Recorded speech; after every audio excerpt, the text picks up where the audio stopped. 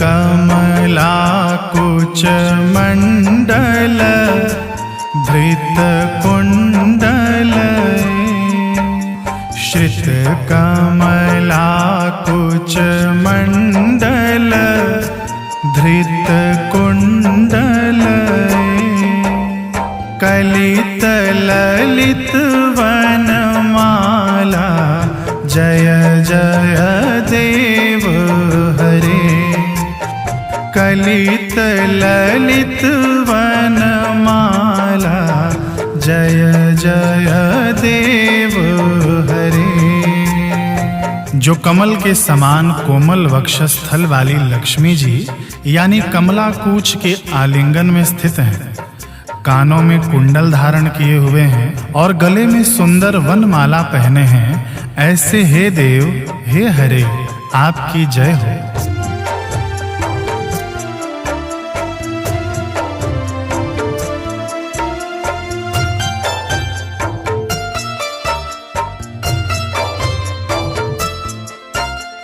दिनमणि मंडल मंडन भवखंडन,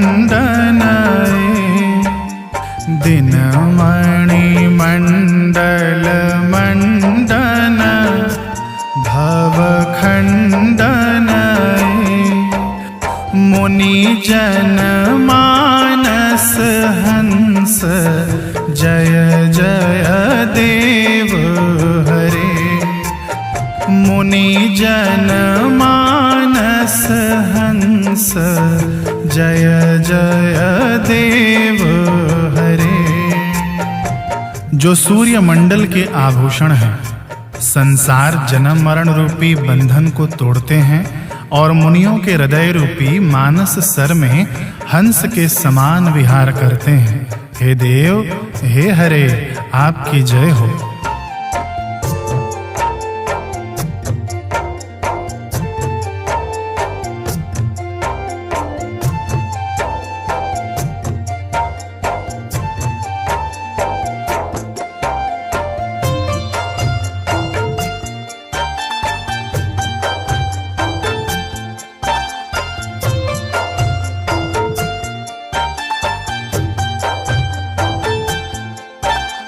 कालीय विषधर गंजन जनरंजन,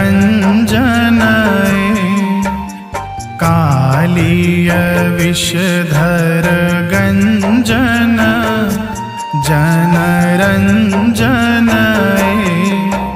यदुकुल नलिन दिनेश जय जय देव हरे। यदुकुल नलिन दिनेश जय जय देव हरे। जो कालीय नाग का विष हरकर उसे जीतने वाले हैं, सब भक्त जनों को आनंद देने वाले हैं और यदुवंश रूपी कमल के सूर्य हैं, हे देव हे हरे आपकी जय हो।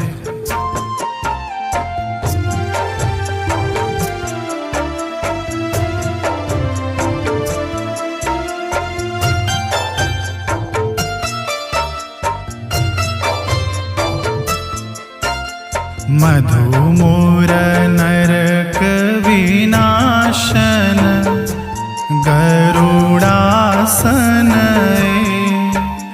मधु मोर नरक विनाशन गरुड़ासन, सुरकुल केली निदान जय जय देव हरे। सुरकुल केली निदान जय जय देव हरे। जो मधु मुर और नरकासुर जैसे राक्षसों का संहार करने वाले हैं, गरुड़ पर आरूढ़ रहते हैं और देवताओं के आनंद के कारण हैं, हे देव हे हरे आपकी जय हो।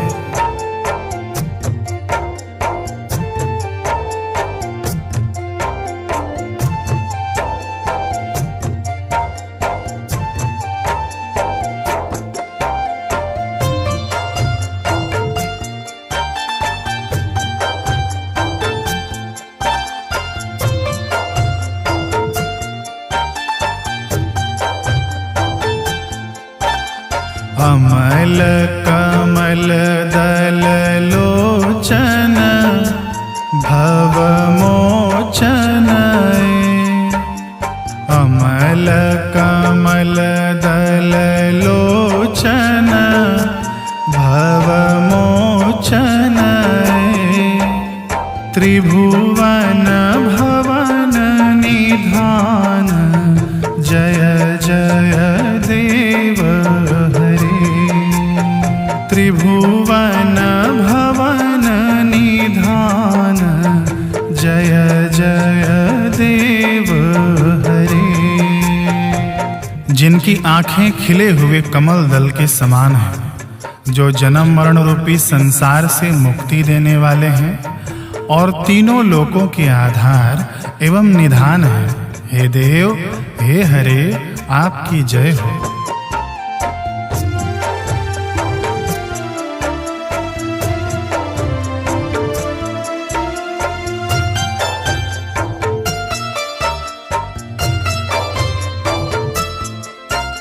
जनक सुता कृत भूषण जित दूषण। जनक सुता कृत भूषण जित दूषण। समर शमित दश कंठ जय जय देव हरे। समर शमित दश कंठ जय जय देव हरे। जो जनक नंदिनी यानी सीता जी द्वारा भूषित हैं, दूषण नामक राक्षस को जीतने वाले हैं और युद्ध में दशानन रावण का संहार करने वाले हैं। हे देव, हे हरे, आपकी जय हो।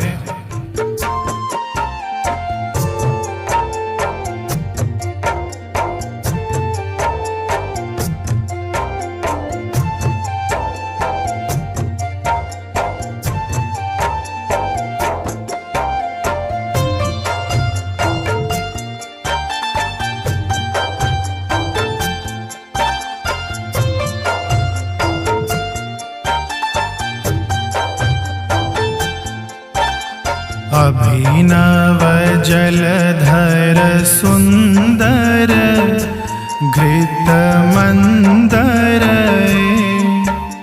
अभिनव जलधर सुंदर घृत मंदर। श्रीमुख चंद्र चकोर जय जय देव हरे। श्रीमुख चंद्र चकोर जय जय देव हरे।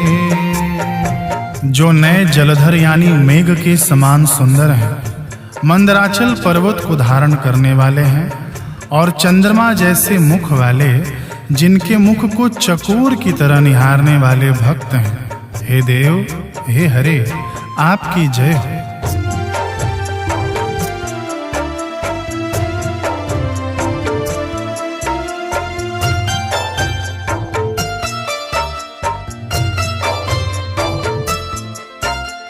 तब चरणे प्रणतावयम् इति भावये। तब चरणे प्रणतावयम् इति भावये। कुरु कुशलं वप्रणतेषु जय जय देव हरे।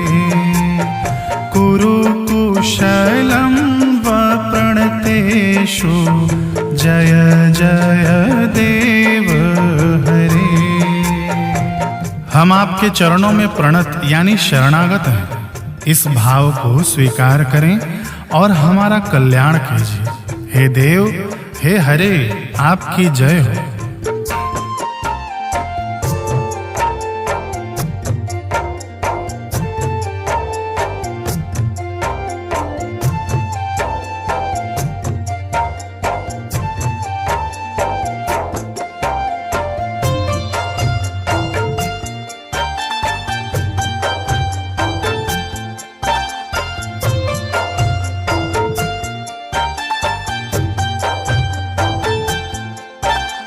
श्री जयदेव कविरुदितं कुरुते मृदमा। श्री जयदेव कविरुदितं कुरुते मृदमा। मङ्गलमञ्जुलगीतं जय जय देव हरे।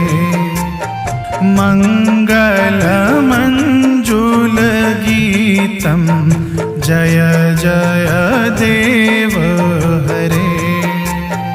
श्री जयदेव कवि द्वारा रचित यह सुंदर और मंगलकारी गीत भगवान को प्रसन्न करने वाला है। हे देव, हे हरे, आपकी जय हो, जय हो, जय हो।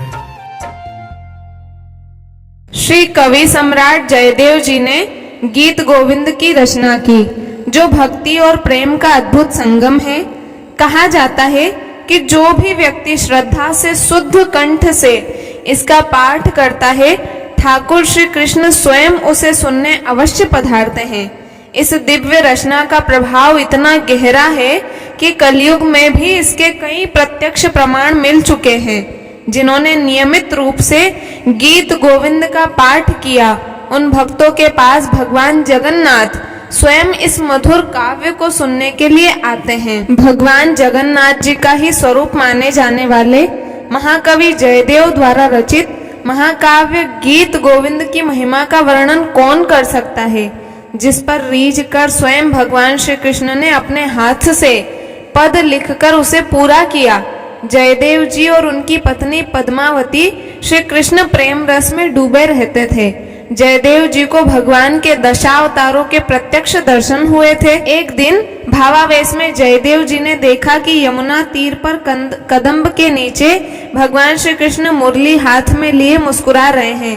तभी उनके मुख से यह गीत निकला। बस यहीं से गीत गोविंद काव्य का आरंभ हो गया। इसमें प्रभु की श्रृंगार रस से पूरित ललित लीलाओं का वर्णन है। जयदेव जी जब गीत गोविंद लिख रहे थे, तब एक बार उनके मन में श्री राधिका के मान का प्रसंग आया। उसमें भगवान श्री कृष्ण ने अपनी प्रिया के चरण कमलों को अपने मस्तक का भूषण बताकर प्रार्थना की कि इन्हें मेरे मस्तक पर रख दीजिए। इस भाव का पद जयदेव जी के हृदय में आया, पर उसे मुख से कहते हुए तथा अपनी पत्नी पद्मावती द्वारा ग्रंथ में लिखाते हुए वे सोच में पड़ गए कि इस गुप्त रहस्य को कैसे प्रकट किया जाए। इस कारण कविता का अंतिम चरण, अंतिम पंक्ति पूरी नहीं हो पा रही थी। जयदेव जी की पत्नी पद्मावती ने कहा, अब स्नान का समय हो गया है, लिखना बंद करके आप स्नान कराए। जयदेव जी ने कहा, पद्मा, मैंने एक गीत लिखा है, पर इसका अंतिम चरण ठीक नहीं बैठता, मैं क्या करूं? पत्नी ने कहा, इसमें घबराने की कौन सी बात है, गंगा स्नान से लौटकर शेष चरण लिख लीजिएगा। पत्नी के स्नान के लिए जाने पर जोर देने पर वे गंगा स्नान को चले गए। कुछ ही मिनटों बाद जयदेव का वेश धारण कर स्वयं भगवान श्री कृष्ण आए और बोले, पद्मा, जरा गीत गोविंद देना। पद्मा ने आश्चर्यचकित होकर कहा, आप स्नान करने गए थे ना, बीच से ही कैसे लौट आए? महामायावी किंतु भक्त वत्सल भगवान श्री कृष्ण ने कहा, रास्ते में ही अंतिम चरण याद आ गया, इसी से लौट आया। पद्मावती ने कलम और दवात ला दिए। जयदेव वेशधारी भगवान ने देहि में पद पल्लव मुदारम लिखकर कविता पूरी कर दी। फिर पद्मावती से जल मंगवाकर स्नान किया और पद्मावती के हाथ का भोजन ग्रहण कर पलंग पर विश्राम करने लगे। पद्मावती भगवान की पत्तल में बचा प्रसाद पाने लगी। इतने में ही गंगा स्नान करके जयदेव जी लौट आए। पति को इस प्रकार आते देखकर पद्मावती चौंक गई।